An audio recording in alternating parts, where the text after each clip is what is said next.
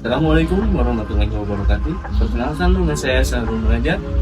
Saya host dari podcast Suara ASN Berakhlak. Pada kesempatan kali ini, saya akan membawakan pokok pembahasan tentang langkah-langkah internalisasi nilai-nilai berakhlak pada diri sendiri maupun pada lingkungan kerja. Nah, pada kesempatan kali ini, saya tidak sendiri. Saya ditemani dengan rekan kerja saya yang sama PNS juga, yang bernama Reza Auparapiki. Dan ini dia teman kerja saya. Silahkan perkenalkan. Ya, Mas Sarul, terima kasih telah mengundang saya di podcast Suara ASN Berakhlak. Saya Reza Auparapiki, dari kantor unit kerja kantor pencarian dan pertolongan kelas A Bandung. Saat ini saya sebagai peserta Latsar CPNS 2025. Gimana kabarnya Mas Sarul? Alhamdulillah. Gimana Mas juga. Reza? Alhamdulillah baik juga Mas Sarul. Ya, pada kesempatan ini kita bisa bincang-bincang ya. Ya, alhamdulillah. Nah, kembali lagi ke topik nih Mas Reza. Saya sedikit penasaran nih tentang apa sih tentang internalisasi itu dalam berakhlak itu gimana? Baik, internalisasi sendiri kalau secara umumnya ya itu bermakna artinya pemahaman secara mendalam untuk memahami baik dari pikiran maupun dari hati. Artinya apa? Kalau kita simpelkan dengan berakhlak sendiri atau nilai-nilai ASN, itu internalisasi adalah pemahaman tersendiri tentang core value ASN yang akan diimplementasikan dalam kehidupannya sehari-hari. Berarti bukan hanya formalitas semata ya? Bukan gambar-gambar yang besar itu bukan. Ya betul, bukan hanya tagline saja, bukan hanya yang poster-poster saja. Berakhlak itu harus kita implementasikan. Internalisasikan itu kita artinya pahami, kita dalami, kita resapi, dan kita implementasikan dalam kehidupan kita sehari-hari, baik untuk diri sendiri maupun di lingkungan kerja. Langsung ke tahapan selanjutnya, kan ada nih langkah-langkahnya nih, gimana nih kita menuju ke langkah-langkah konkretnya gimana untuk cara mengimplementasikannya buat diri sendiri nih. Menurut Mas Reza gimana? Ya, saya untuk langkah-langkah konkret itu sendiri, khususnya untuk saya pribadi, Mas Ari. Pertama saya itu melakukan diri atau refleksi diri. Refleksi diri Ya ya. betul. Jadi saya luangkan selalu waktu setiap pulang dari kantor itu saya luangkan waktu 3 sampai 5 menit makan di Saidi untuk merefleksikan diri apa saja sih yang udah saya lakuin di kantor itu. Apakah saya udah berperilaku jujur di kantor, apa saya udah bisa membantu orang, apa saya udah melayani masyarakat dengan baik, ya sesuai dengan core value ASN yang tadi tentunya gitu. Saya refleksikan diri, saya coba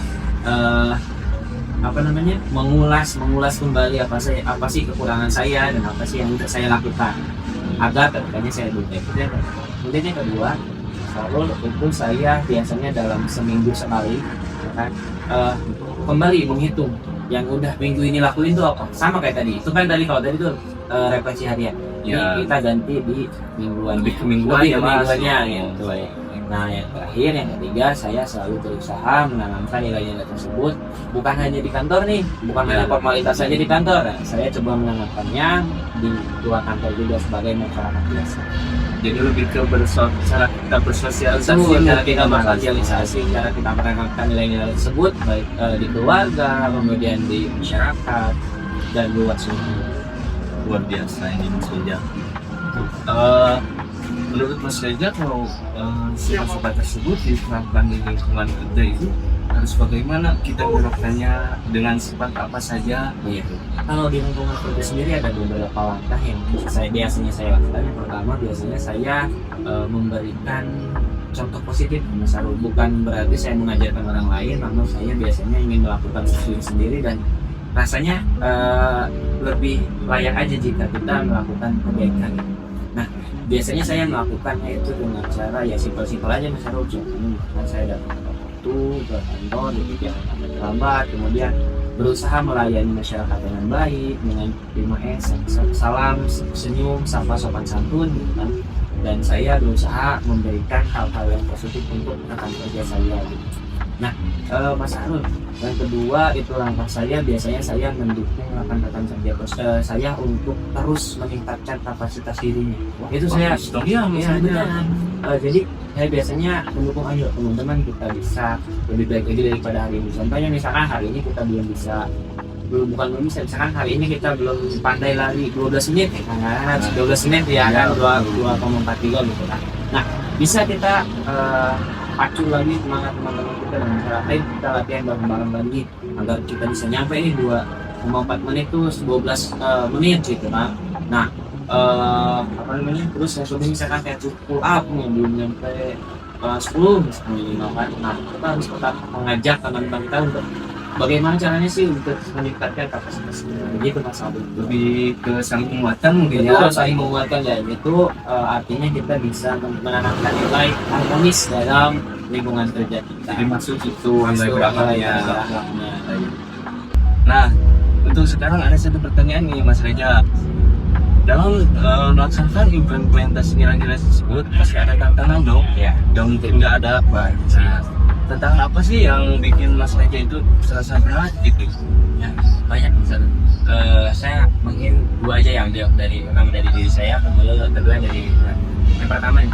Saya kadang merasa malas untuk melakukan kegiatan itu sering saya rasakan ya. Tapi karena saya berusaha untuk menanamkan nilai-nilai dan implementasi berakhlak, ya semangat itu saya lawan, ya, alhamdulillah hilanglah sama. Kemudian yang kedua, tantangan dari lingkungan.